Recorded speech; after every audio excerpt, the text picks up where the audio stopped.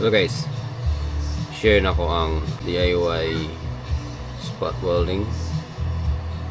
Nibuto ni siya kay nibuto ang MOSFET kay ga-charge ko sa battery while ga-supply ko sa controller sa spot welding, which is not advisable, I think, and maybe yun ang rason na pumutok yung apat na MOSFET.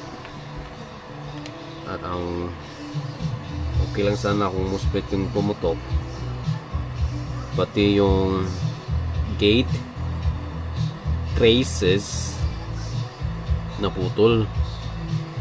Buti na lang nahanap ko, napakanipis at nilagyan ko na lang ng thin wire from the 16 gauge easy copper wire. So sana tapos nilagyan ko ng heat resistant sealant para makover yung copper wire na kinonik ko sa traces ng PCB board. Yun clear sealant ay tripod sa likod. Punta okay siya.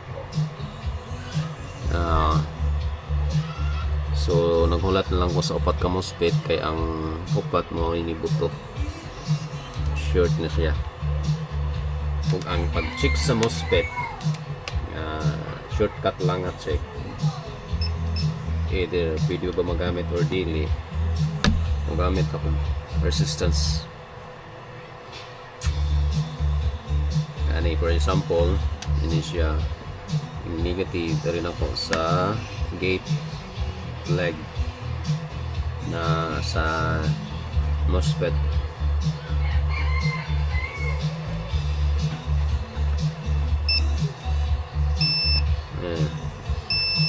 Short.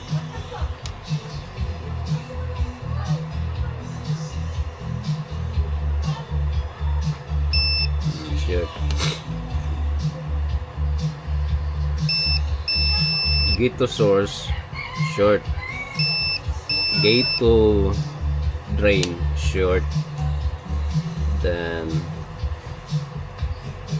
gate to source not shorted, gate to drain shorted. So nag-order na ko 5 kabuok, then flat na lang. O ang MOSFET nga kung na-install ani niya is IRL40SC209, capable handling 300 to 400 ampere at 150 watts heat dissipation. So after ma-receive na ko ang MOSFET guys, I will release an update video in regards to my spot welding, if still fully functional or not. So see you to my next video guys. Thank you for watching.